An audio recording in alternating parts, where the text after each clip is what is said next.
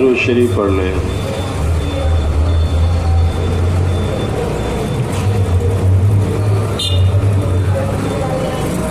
الحمد للہ رب العالمین والصلاة والسلام علی رسولہ الامین، اما بعد فاعوذ باللہ من الشیطان الرجیم، بسم اللہ الرحمن الرحیم۔ فاذکرونی اذکرکم واشکروا لی ولا تکفرون۔ میرے عزیزو دوستو، اللہ کا بڑا فضل ہوا کہ اللہ رب العزت نے ہمیں انسان بنایا اور اللہ نے ہمیں ایمان کی توفیق عطا فرمائی اور حضرت نبی پاک علیہ الصلاۃ والسلام کی امت میں پیدا فرمایا۔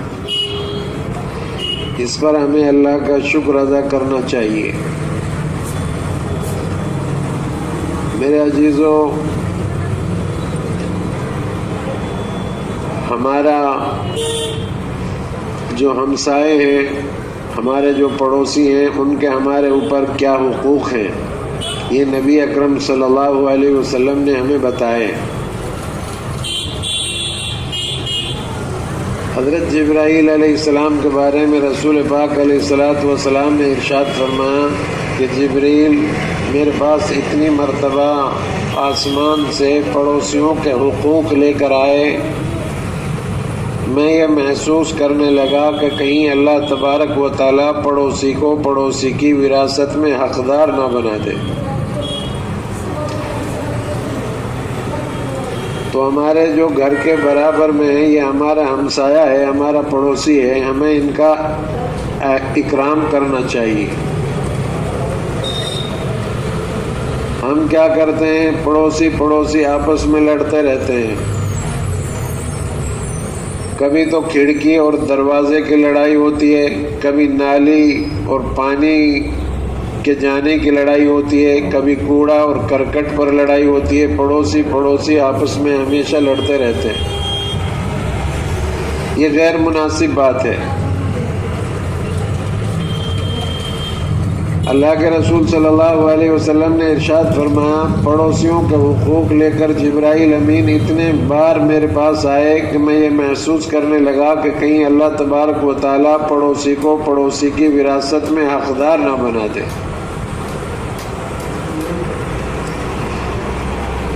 اس لیے 40 گھر دائیں، 40 بائیں، 40 آگے، 40 پیچھے، اور اوپر بلڈنگ میں جو لوگ رہتے ہیں یا ہمارے نیچے جو لوگ رہتے ہیں، ہمارے ہمسایہ اور پڑوسی ہیں، ہمیں ان کا خیال رکھنا ہوگا، تبھی ہم اچھے اور سچے مسلمان بن سکتے ہیں۔ اسلام کی تعلیم یہ ہے کہ اگر آپ اوپر رہتے ہیں، کچھ لوگ نیچے رہتے ہیں، تو آپ جب اوپر زینے میں چڑھ رہے ہیں تو آپ کے جوتوں کی آہٹ نیچے والے پڑوسیوں کو یا اوپر والے پڑوسیوں کی نیند میں خلل نہ ڈالے۔ اتنا خیال رکھنا ہوگا آپ کو۔ اسلام کی تعلیمات یہ ہے کہ جو لوگ آپ کے دائیں بائیں رہتے ہیں، آگے پیچھے، آپ ان کی دیوار سے اپنی دیوار کو اونچی نہ کرو، کہیں ایسا نہ ہو کہ ان کے ہوا بند ہو جائے یا آپ کے گھر کا دھواں ان کے گھر میں نہ جائے۔ یہ اسلام کی تعلیم ہے۔ ایک تو آدمی گھر کے برابر والا پڑوسی ہوتا ہے، ایک اوپر والا، ایک نیچے والا۔ ایک پڑوسی ہوتا ہے جو راستے میں سفر کر رہے ہیں، ہمارے برابر میں جو سیٹ پر بیٹھا ہے، یہ بھی ہمارا پڑوسی ہے۔ تو ہمیں ان کے ساتھ بھی بہتر سلوک کرنا ہے۔ اگر آپ کھانا کھا رہے ہیں تو دعوت دے دیں، جو برابر میں بیٹھے ہوئے ہیں آپ کے، ان کو کہیں بھئی آپ بھی ہمارے ساتھ شریک ہو جاؤ کھانے کی۔ اگر ٹرین میں، ہوائی جہاز میں آپ سفر کر رہے ہیں یا بس میں سفر کر رہے ہیں، آپ کے برابر میں دوسرے جو صاحب بیٹھے ہوئے ہیں، یہ بھی آپ کے ہمسایہ اور پڑوسی ہیں، یہ وقتی پڑوسی ہیں۔ لیکن اسلام کی تعلیم یہ ہے کہ آپ جب چل رہے ہیں راستے میں اور آپ کچھ کھا رہے ہیں تو برابر والے کا خیال رکھیے، چائے پی رہے ہیں تو ان کو شریک کر لیں۔ تو اگر ہم اپنے پڑوسیوں کو ستاتے ہیں، اپنی شرارتوں سے محفوظ نہیں رکھتے ہیں، تو قیامت کے روز ہم جو ہے جنت کی خوشبو بھی نہ سونگھ پائیں گے، جبکہ جنت کی خوشبو 500 سال کی دوری سے آنا شروع ہو جائے گی۔ جو لوگ اپنے پڑوسیوں کو پریشان رکھتے ہیں، اپنی شرارتوں سے ان کو محفوظ نہیں رکھتے، تو ایسے لوگ جنت کی خوشبو بھی نہیں سونگھ پائیں گے۔ تو ہمیں چاہیے کہ ہم جو ہے اپنے ہمسایہ اور پڑوسیوں کا خیال رکھیں، ان کو کسی طرح سے بھی کوئی تکلیف نہ پہنچائیں اپنی ذات سے۔ یہ اسلام کی تعلیمات ہیں۔ رسول اللہ صلی اللہ علیہ وسلم نے ارشاد فرمایا، 3 چیزیں خوشبختی کی علامت ہیں، نیکی کی علامت ہیں 3 چیزیں۔ ایک تو کشادہ مکان، جتنا چھوٹا ہمارا گھر ہوگا اتنا ہمارا دل چھوٹا ہوتا ہوا چلا جائے گا۔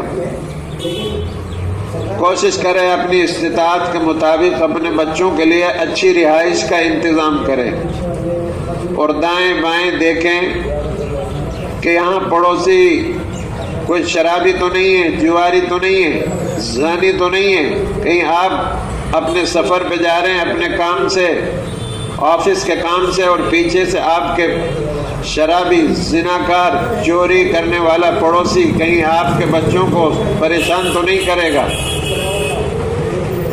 اگر کوئی ایسا پڑوسی ہے تو آپ کا ہر وقت الجھن اور ٹینشن لگا رہے گا، آپ سفر میں ہوں گے لیکن آپ پریشان رہیں گے۔ اس لیے پہلے جہاں مکان لے رہے ہیں وہاں دیکھ لیں کہ کوئی یہاں پر ایسا آدمی تو نہیں ہے جو ہمارے بعد ہمارے بچوں کو پریشان کرے۔ اس لیے میرے عزیزو، ہم خود اپنی ذات سے جوا سے بچیں، شراب سے بچیں، زنا سے بچیں، چوری کرنے سے بچیں، برے کاموں سے بچیں، لایانی اور فضول باتوں سے بچیں، اعلیٰ تعلیم حاصل کر کے اپنے ملک کی، قوم کی، سماج کی، انسانیت کی خدمت کر کے اعلیٰ عہدوں پر پہنچیں۔ تو میں عرض کر رہا ہوں، کشادہ مکان، پہلے زمانے میں آپ نے دیکھا ہوگا لوگ اب بڑے بڑے مکانات بناتے تھے، ان کے کھنڈرات آپ دیکھیں تو ان کے مکانات بڑے ہوتے تھے، ان کے گھوڑے رکھنے کی جگہیں کتنی بڑی بڑی ہوتی تھی، ان کی سواری رکھنے کی جگہ۔ آج ہمارے جتنے مکان چھوٹے ہوتے گئے، ہمارا دل چھوٹا ہوتا ہوا چلا گیا، نہ ہم مہمان نوازی کرتے ہیں۔ کوئی آ جاتا ہے مہمان، رشتہ دار، تو ہم اس سے اپنی پیشانی چڑھانے لگتے ہیں، ان کو ایک رات اپنے گھر میں نہیں سلا سکتے، چونکہ ہمارے یہاں گھر تنگ ہے، جگہ ہی نہیں ہے۔ اس لیے اگر آپ کو اللہ نے دے رکھا ہے تو آپ اپنا مکان کشادہ رکھیں، یہ نیکی کی اور خوش بختی کی، اچھائی کی علامت ہے۔ دوسرا، نیک پڑوسی۔ یہ رسول اللہ صلی اللہ علیہ وسلم نے فرمایا کہ نیک پڑوسی اچھے ہوں گے تو آپ سفر میں جائیں گے، آپ کو کوئی ٹینشن نہیں ہوگا۔ پہلے دور میں ایسا ہوتا تھا، لوگ اہل ایمان کے گھر اپنے بچوں کو چھوڑ کر چلے جاتے تھے کہ یہ ایمان والے ہیں، یہ لوگ اچھے ہیں، ان کے یہاں ہمارے بچے، ہماری امانت، ہمارا پیسہ ان کے یہاں جمع کر دو، ہماری چیزیں محفوظ رہیں گی۔ آج ہم برائی پر اتر آئے تو یہ چیزوں میں تبدیلی آنے لگی، ہمارے اندر آہستہ آہستہ برائی جڑ پکڑنے لگی، تو اب یہ چیزیں بھی کم ہونے لگی۔ ہم نے اپنے بچپن میں دیکھا ہے کہ لوگ غیر مسلم بھائی، ان کی عورتیں اپنے بچوں کو نمازیوں سے پھکوانے کے لیے، جب بیمار ہو جاتے تھے بچے، نظر بد سے بچانے کے لیے، نمازیوں کی پھونک لگوانے کے لیے مسجد کے باہر کھڑی ہو جاتی تھی۔ کتنا امن چین تھا، کتنا سکون تھا، کتنی آپ کی اچھائی ہو رہی تھی۔ کہ بھائی مسلمان ہے، نماز پڑھ کر نکلا ہے، ایمان والا ہے، اس کی منہ کے اندر، اس کی پھونک کے اندر شفا ہوگی، صحت ملے گی ہمارے بچوں کو، تو ہمارے حالات بدلنے لگے، اس لیے لوگوں کے بھی نظریہ بدلنے لگا۔ اگر کوئی ہمیں پتھر مار رہا ہے تو ہم اس کا جواب اینٹ سے دیتے ہیں، یہ مناسب نہیں ہے۔ صبر کریں، صبر کے ساتھ رہیں۔ آپ کی مثال ایسی دی ہے اسلام نے جیسے ایک پھلدار درخت ہوتا ہے، پھلوں کے وزن سے ٹہنیاں جھکی ہوئی ہیں، اب لوگ آ رہے ہیں، پتھر مار رہے ہیں، پھل بھی کھا رہے ہیں، لیکن یہ پیڑ بیچارہ جواب نہیں دے رہا کسی کو، پھل بھی دے رہا ہے، پتھر بھی کھا رہا ہے، لیکن یہ جواب نہیں دے رہا، شکوہ نہیں کر رہا۔ تو ہماری مثال ایسی دی ہے اسلام نے۔ بہرحال 3 چیزیں خوشبختی کی علامت بتائی نبی پاک علیہ الصلوۃ والسلام نے، ایک کشادہ مکان، دوسرا نیک پڑوسی، تیسرا قابو کی سواری۔ اگر آپ کو اللہ میاں نے دے رکھا ہے کچھ اور مال و متاع آپ کے پاس ہے تو آپ اپنی سواری اطمینان کی لے لیں۔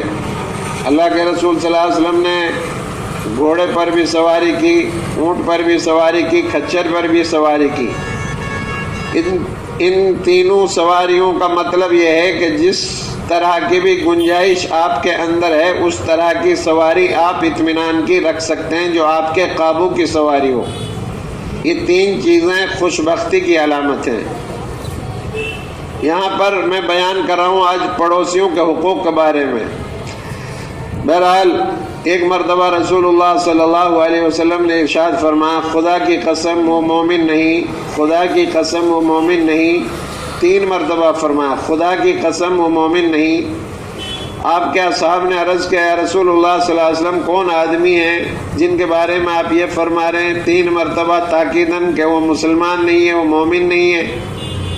پھر آپ نے فرمایا کہ وہ آدمی جس کی شرارتوں سے اس کے پڑوسی محفوظ نہ ہوں، یہ مسلمان نہیں ہے، مومن نہیں ہے۔ کبھی کبھی ایسا بھی ہوتا ہے مسلمان بھی پڑوسی ہوتے ہیں، کبھی کبھی غیر مسلم بھائی بھی ہمارے دیوار کے برابر میں رہتے ہیں، تو ہمیں ان کا بھی حق ادا کرنا ہے۔ یہ نہ ہو کہ یہ تو غیر مسلم ہیں، ان کو ایذا پہنچاؤ، ایسا نہیں ہونا چاہیے۔ اسلام کی تعلیمات اور نظریے کے خلاف آپ کا ذہن ہے، آپ کو ان کے ساتھ بھی بہتر سلوک کرنا ہے۔ ٹریفک میں آپ چل رہے ہیں تو برابر میں جو لوگ ہیں آپ کے، وہ بھی آپ کے ہمسایہ ہیں، پڑوسی ہیں۔ ملک کا قانون ہے، ریڈ لائٹ ہوگی تو آپ کو رکنا ہوگا، گرین ہوگی تو چلنا ہوگا۔ ٹریفک کا قانون پورے کرنے ہوں گے اگر آپ ڈرائیور ہیں، آپ کو گاڑی چلانی ہے۔ آپ کو ملک کے نظام کے تحت چلنا ہوگا۔ اگر آپ غلط کریں گے تو ساری قوم، ساری انسانیت بدنام ہوگی کہ مسلمان ایسے قانون توڑنے والے ہیں۔ مسلمان قانون کا پاس اور لحاظ رکھنے والا ہونا چاہیے، یہی مسلمان ہے جو اپنے ملک کے قانون کی حفاظت کرنے والا۔ کوئی ہم سے غلطی نہ ہونی چاہیے، سوچ سمجھ کر قدم رکھیں۔ اگر آپ کوئی غلطی کرتے ہیں تو پوری قوم بدنام ہوتی ہے، پورا سماج بدنام ہوتا ہے۔ اور اللہ کے رسول صلی اللہ علیہ وسلم نے تاکیداً 3 مرتبہ فرمایا، خدا کی قسم وہ مسلمان نہیں جس کے پڑوسی اس کی شرارتوں سے محفوظ نہ ہو۔ تو ہمیں دیکھنا ہوگا کہیں ہم کوئی غلطی تو نہیں کر رہے ہیں، دنیا میں نام ہمارا مسلمانوں میں ہو، قیامت کرو اللہ ہمارے نام کو مسلمانوں کی فہرست سے جدا کر دے اور ہم جنت میں داخل نہ ہو سکیں۔ ہمیں اپنے اندر یہ جھانک کر دیکھنا ہوگا۔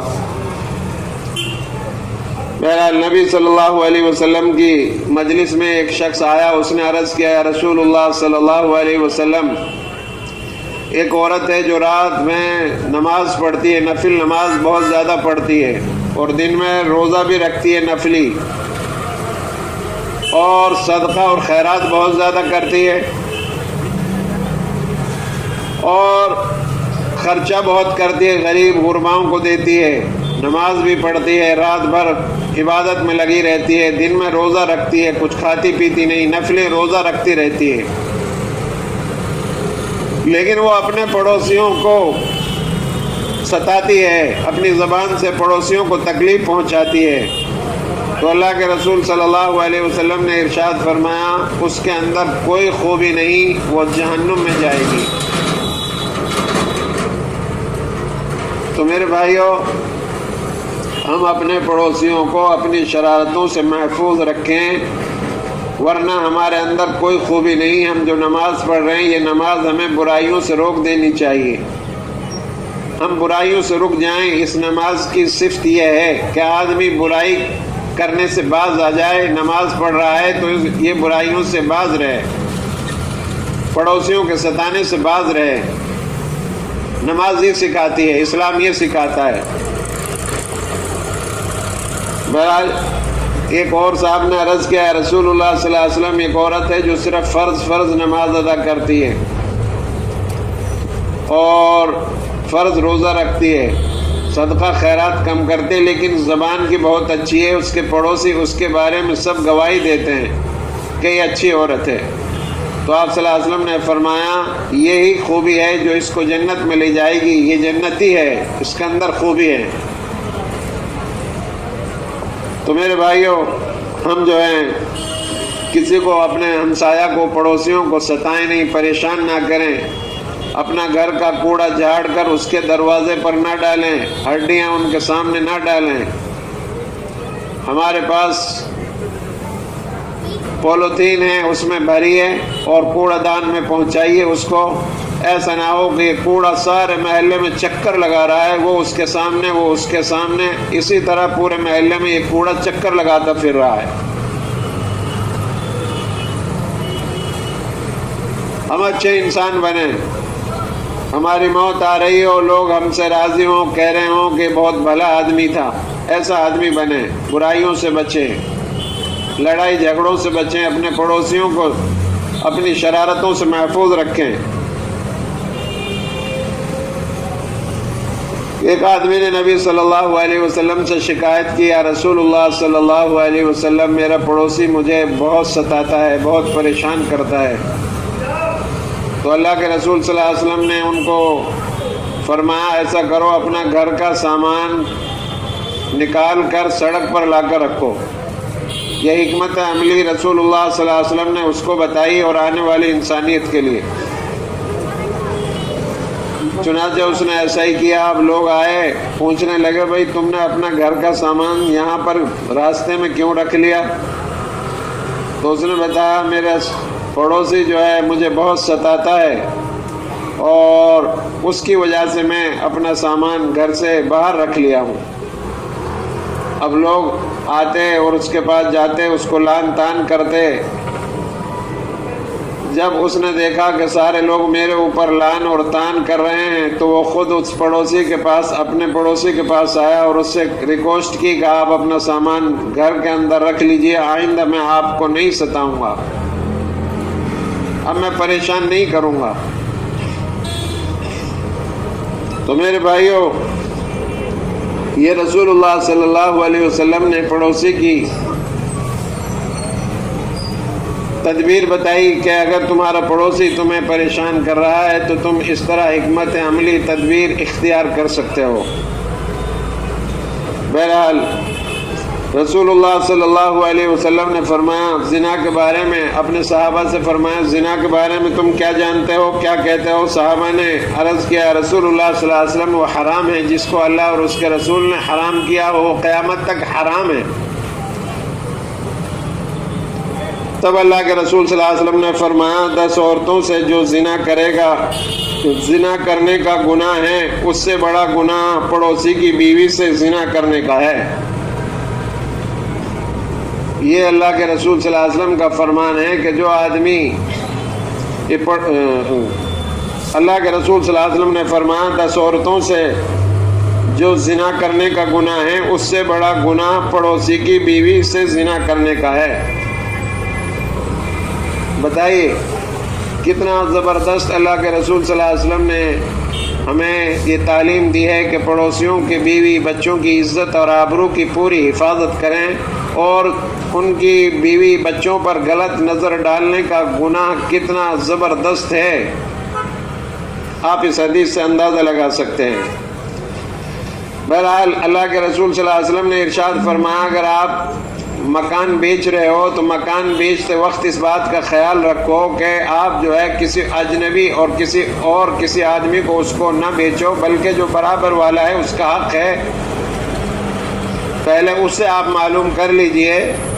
اگر وہ منع کر دیتا ہے تب آپ جو ہے اس کو کسی دوسرے کو بیچ سکتے ہیں، فروخت کر سکتے ہیں، پہلے وہ اس کا حق ہے۔ اگر وہ منع کرتا ہے تو اس دوسرے کو دے سکتے ہیں، اگر وہ لینا چاہتا ہے تو اس کو اور دوسرے سے کم میں دیا جائے۔